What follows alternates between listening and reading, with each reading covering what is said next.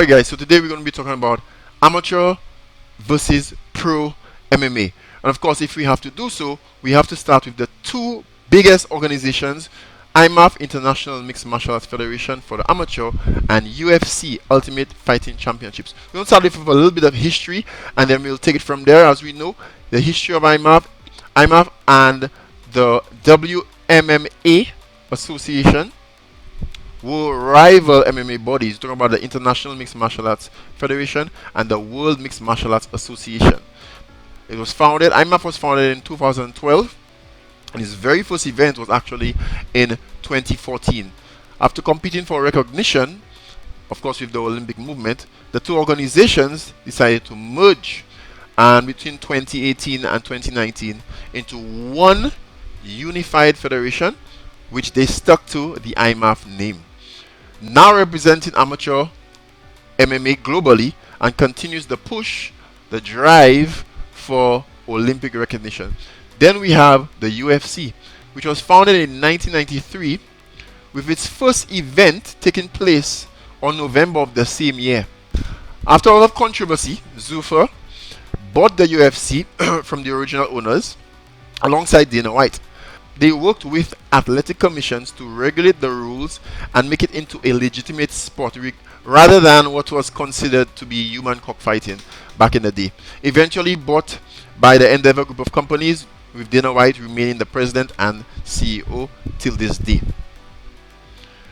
The thing with MMA is, MMA actually started upside down. Most sports start from grassroots. They start with the kids, they move into grade school, then they go into high schools, collegiate, and eventually they can go pro. You know, they compete amateurs and they go pro. So we're talking about sports like wrestling, we're talking about sports like tennis. MMA, on the other hand, started upside down.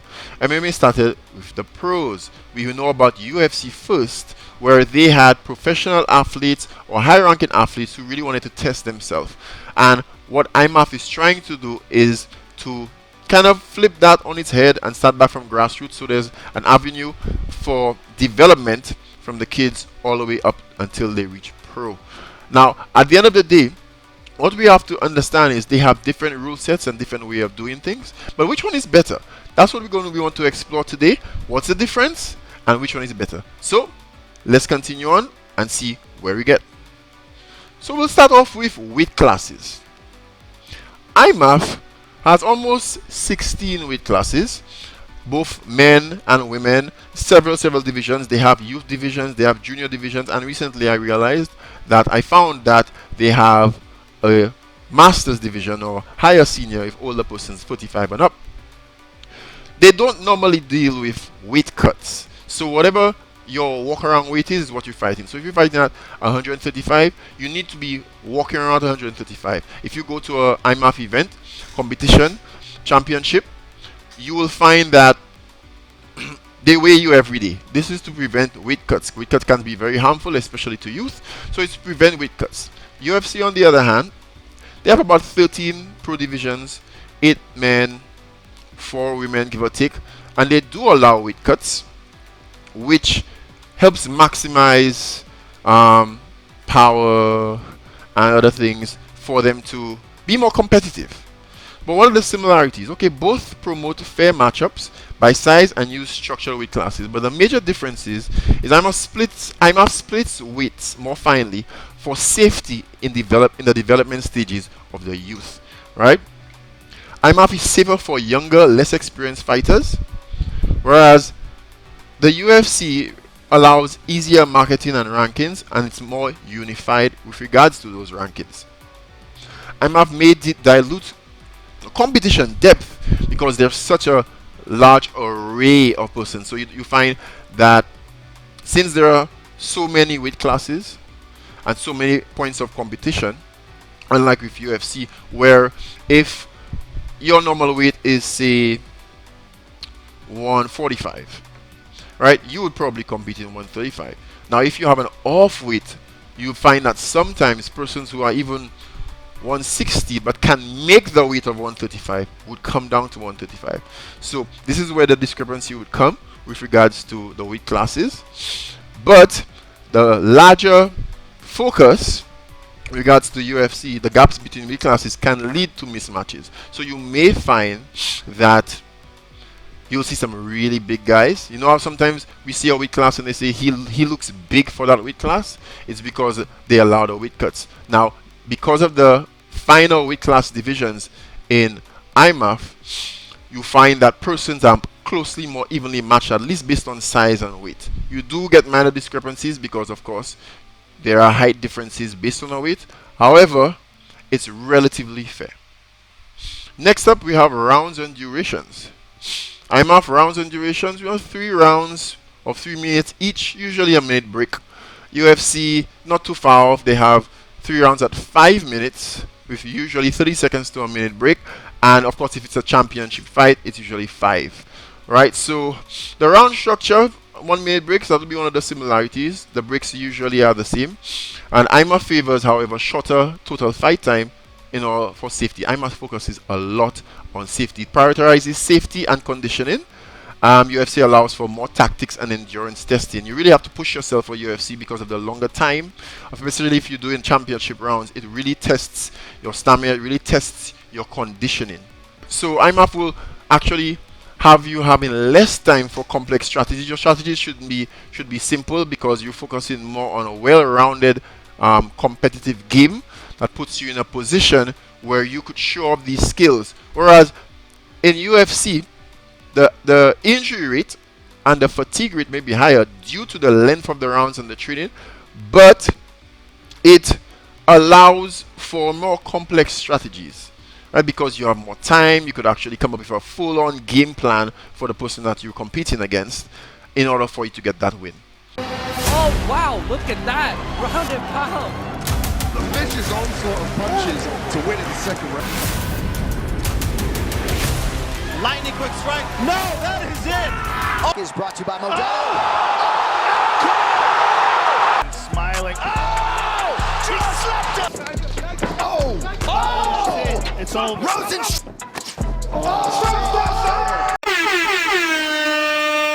We're moving on to protective gear. Normally, for IMAF, since it's an amateur promotion, you find that they have a lot more gear. So we're talking about gloves, usually 6 to 8 ounces, so they're bigger gloves, emphasizing on safety. Shin guards, of course, you have the standard groin, mouth guard, and so on and forth. But definitely, we're talking about these. We're talking about the bigger gloves. We're talking about the shin guards. In some cases, at least at some point, they still have headgear, but not right now. UFC, on the other hand, emphasizes the fawns gloves. They still, of course, the similarities. They do have the mouth guard and the groin cap as well. With IMAF, I think it's optional. The ladies can have a chest guard as well, or they could have a groin as well. I've not really seen many times where they do have that protection, but it is an option. It is optional. So IMAF focuses on reducing injury, especially for head trauma. You know, they want to focus on safety for the developmental years because all the trauma to the head has been found scientifically to create further issues as we get older. So UFC's focus is more on mimicking real combat, clearer strikes, and focusing on damage and realism. The points are scored higher just for doing more damage. Okay, so with the gear for IMAF, the gear can interfere with movement. You know, sometimes the shin guards move, the gloves may be in the way, you have to make adjustments, ensuring that it's tight enough. Thankfully, it's tipped. But they do have a strong enforcement on the safety. The UFC, of course, is greater risk of cuts and higher possibility of concussions. Of course, because they want to focus on the damage. It's all about entertainment. It's all about seeing your favorite star take out their opponent or be taken out themselves. That is also an option. These things happen. You know, so next we'll focus on the types of striking. IMAF does not allow elbows to the head. It's prohibited. No knees to the head either. Of course, they have the standard no eye pokes, no strikes, no groin strikes, no elbows or kicks to a grounded opponent, no strikes to the spine, knees or joints. These things actually are similar along.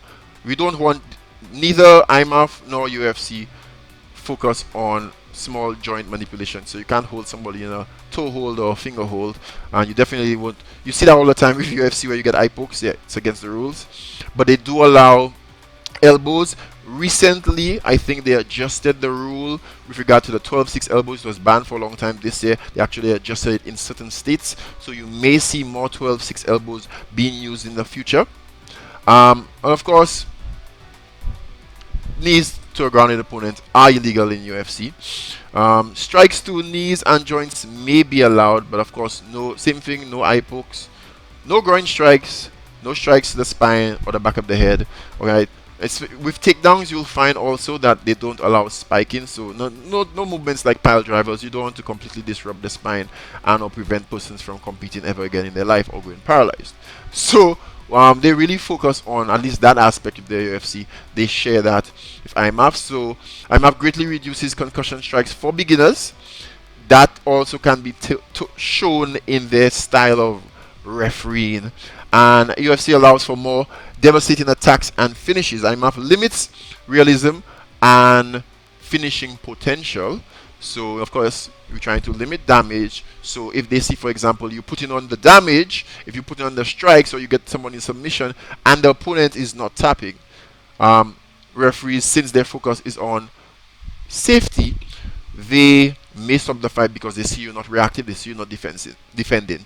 Of course, higher risks of cuts and concussions for the UFC. Oh, wow, look at that. Round and pound. The vicious onslaught of punches to win in the second round. Lightning quick strike. No, that is it. Is brought to you by Modelo. Smiling. Oh! Just slapped him. Oh! It's over.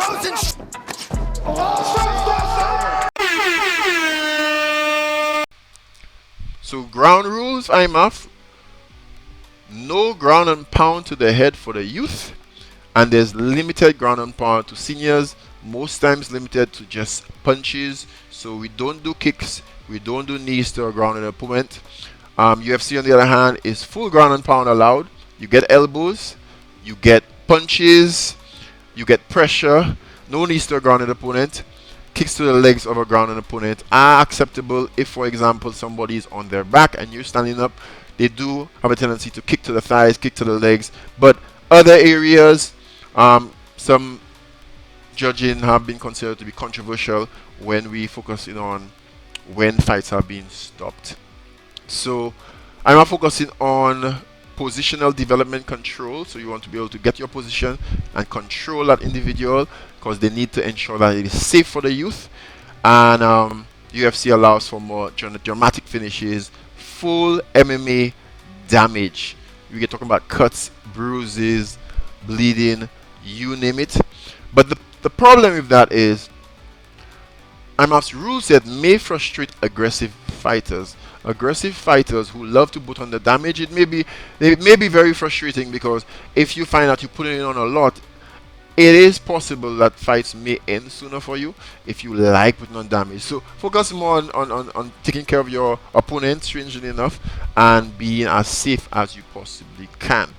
You can get fouled, you can get disqualified if you don't follow the referees instructions. So be very cautious with regard to that. There's of course with the UFC more risk of TKO and head trauma. It's also a higher risk of joint injury because that will also come with certain submissions which have been banned or removed, which we will move to soon. So the scoring system is pretty much the same. We have a 10-point must system with IMAF's version emphasizing more on technique and volume and control, how many strikes you could do, how much control you have your opponent on.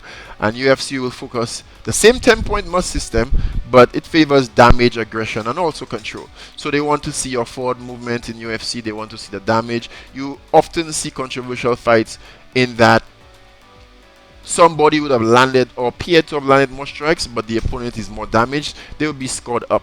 However, in IMAF, if you have appeared to land more strikes, you would more than likely get higher up on the scorecards because they're focusing on the volume and just on your mere ability to land techniques. So IMAF promotes well-rounded, controlled skill sets, whereas UFC emphasizes finishes and it's all about the entertainment, so they want excitement. The fights are too boring sometimes. You do hear the crowds boo, alright? Sometimes you may get them standing up, the fighters. So it's all about the excitement. IMAF has a tendency to have more technical fights that may, based on opinion, may or may not have as much excitement. Personally, I've seen a lot of IMAF fights. They have quite a bit of excitement. It's very entertaining. It's very, very safe. I really enjoy watching IMAF fights, but you know, UFC is the quintessence of mixed martial arts in the world right now. So UFC sometimes is inconsistent judging due to subjective aggression and damage measures. Determine what is doing damage, what is dominating can be subjective at times, unless you have persons who are obviously dominating. Top control, for example, if you're on top control and you have the person unable to move, you land in your strikes, right? That's obvious control, but the inconsistency with judging may come, as I said earlier, if somebody is landing more strikes but the other person that was landing the strikes has more damage. You may find that that person, even if they landed more strikes, may end up losing because they have taken more damage. So that creates a little bit of confusion. Alright, we move into illegal techniques, especially with regards to the ground stuff. So I said earlier, illegal techniques. So the IMAF does not allow small joint manipulation, no fingers, toes. So especially with regards to submissions, so they don't want anything that can destroy a competitor's career or possibly risk their livelihood. As a result, they cut out stuff like heel hooks, neck cranks, spine locks, twists, turns, you know, groin, the back of the head, and of course the usual eye pokes and what have you. But UFC allows you to do neck cranks, allows you to do stuff like heel hooks. It only bans groin strikes, eye pokes, and strikes to the spine and the back of the head. At least with that, they are comparative in that they're focused on the spinal health of the fighters. So IMAF has stricter rules to protect developing bodies and reduces injury. They want them to have a long fighting career, eventually becoming pro, because that's what IMAF is all about, having the youth having the opportunity to compete. And UFC provides advanced submission freedom, more freedom to create more havoc. Isn't that fun? IMAF limits more complex BJJ tactics, as we said, something like stuff like heel hooks and twists, knee bars and stuff like that, just to kind of ensure the safety and longevity of the athletes.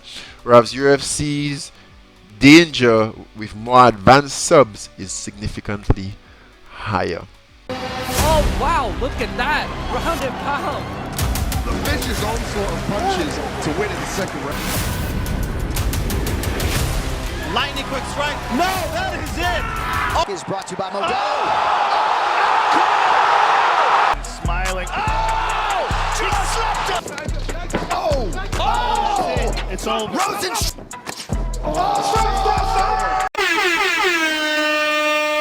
Right, we're going to move to now medical oversight.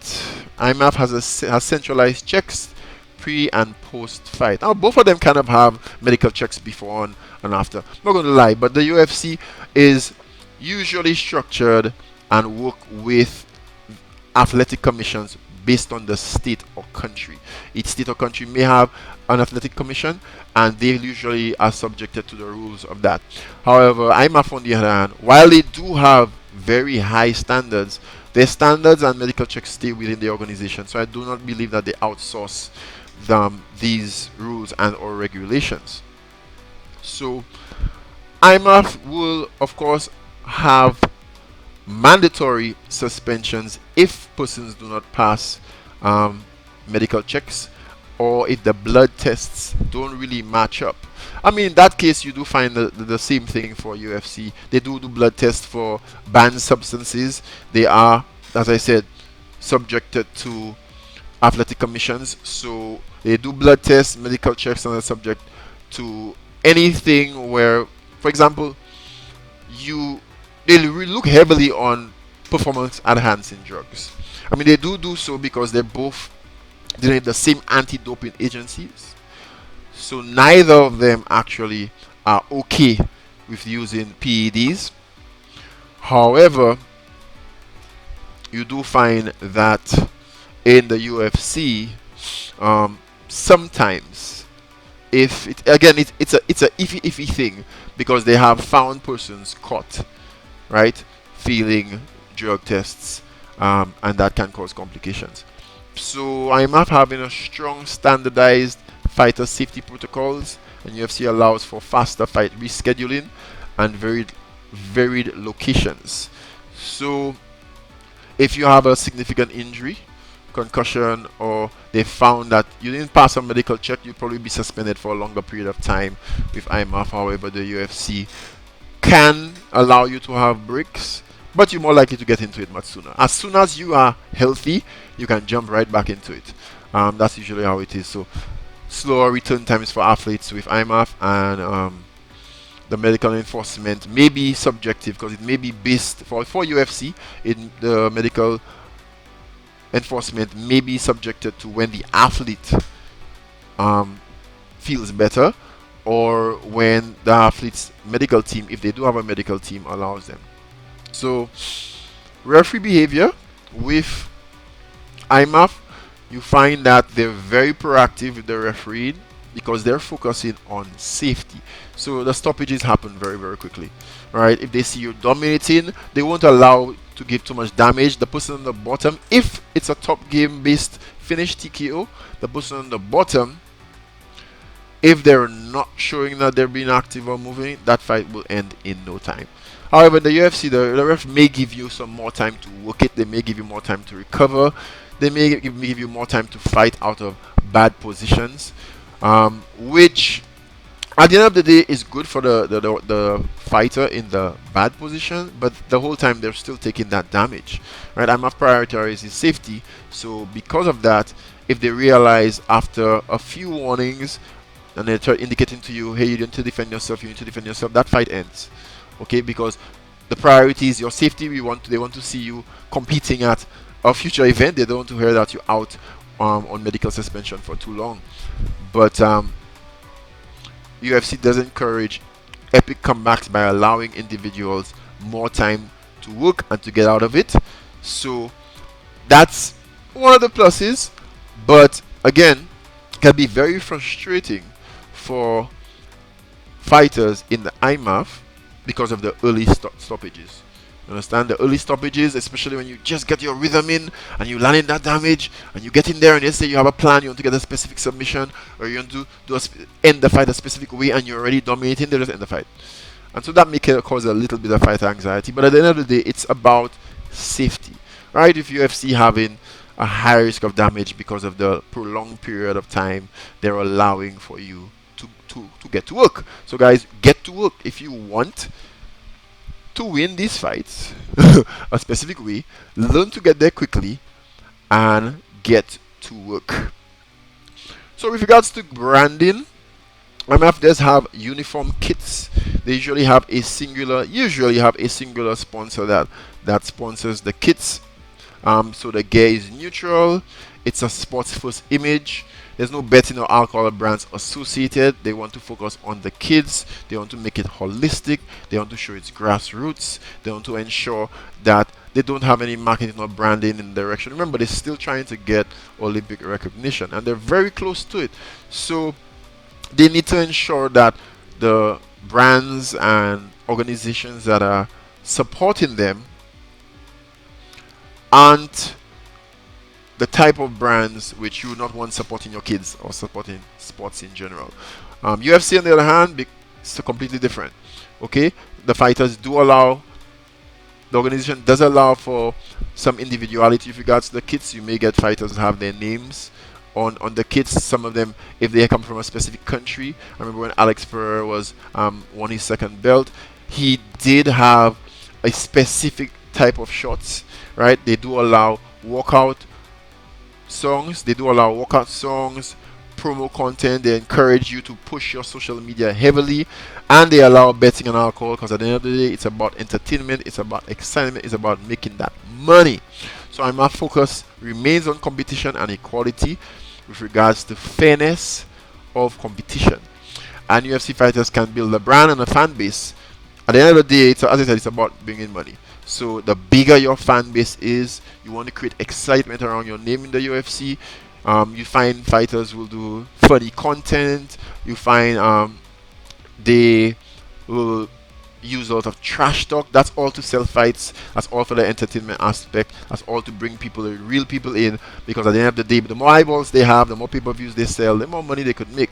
So I'm have less appeal for marketing and for the fans, but UFC's hype sometimes can overshadow sport integrity.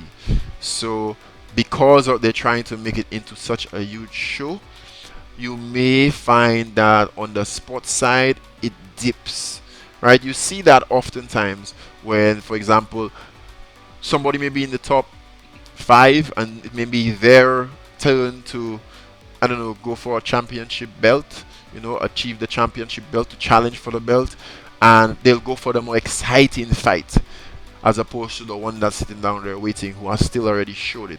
So it's about entertainment. Now all the time it's going to be fair. You have to make yourself a brand if you want the UFC to get behind you. Sean O'Malley did an awesome job of that. Israel Adesanya did an awesome job of that. Make yourself into a brand. Make people know you on social media. Make people want to see you. Make people want to pay money to see you. And definitely you'll get that kind of headway and that kind of push. Oh, wow, look at that. Round and pound. The vicious onslaught of punches to win in the second round. Lightning quick strike. No, that is it. Is brought to you by Modelo. Smiling. It's over.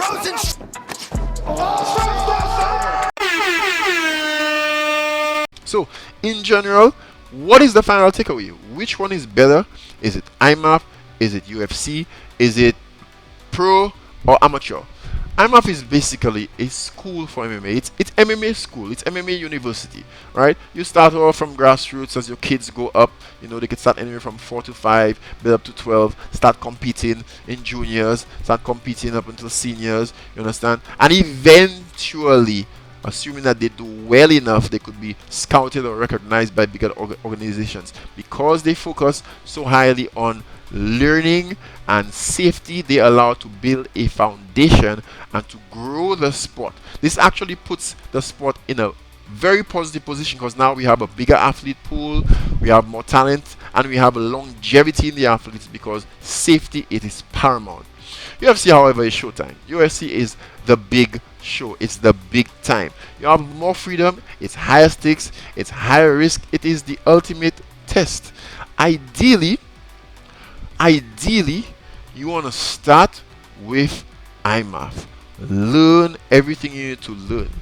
Focus on building your skill set. Focus on building your technical know-how. Focus on building yourself as a martial artist, understanding and mastering the fundamentals, and then move to the UFC for you to kick butt. Basically, from the UFC, you now create your brand, you now build your social awareness, you now become a superstar, and you kick butt. That is essentially what it is. Which one is better? I would say, in my opinion, this is my opinion, that if you're somebody that you just want to do the mixed martial arts, you're not interested in going big time, you just want to do the mixed martial arts, you want to learn, you want to test yourself, IMAF is ideal for that. Go learn what you need to learn, whether you're preteen, even if you're an adult, even if you're 18, 19, 20, learn what you need to learn, go compete in IMAF and see your level. Even if you're older and you want to over 35 the masters divisions and you want to just keep yourself active, keep testing yourself, do that definitely with IMAF. If however you want a career in mixed martial arts, you want to build yourself up in IMAF, and then eventually make sure you take your time, right? It's not really about wins or losses when you're in IMAF. It's more about building that experience and that building your technical know-how and your career. And then you go to the big time. You go to the big time. You go to UFC. You attempt to go to UFC. Sometimes you may not go to UFC directly. You may start with another promotion, but build your brand, build yourself, so that way you're more marketable, and the UFC will have their eyeballs on you, and they will want you. You do find that the UFC keeps a close eye on the IMAF. So note that, people. The UFC keeps a close eye, a little bit of insider information, on the IMAF. So you want the UFC to notice you faster, kick butt in IMAF. Alright guys, so that's the long and short of it. Amateur versus pro, IMAF and UFC. Which one would you choose? If I left anything out, please guys let me know in the comments. This has been an awesome time. Thank you for spending that time with me. Don't forget to like, don't forget to subscribe, and don't forget to comment. I mean, I'm not perfect. I did my research, but I may miss some things. I may have said things wrong. Feel free to correct me down in the bottom. Feel free to add in some information, even to remove some information. But I'm looking forward to seeing you guys next time. Like, subscribe. See you guys in the next video. Peace.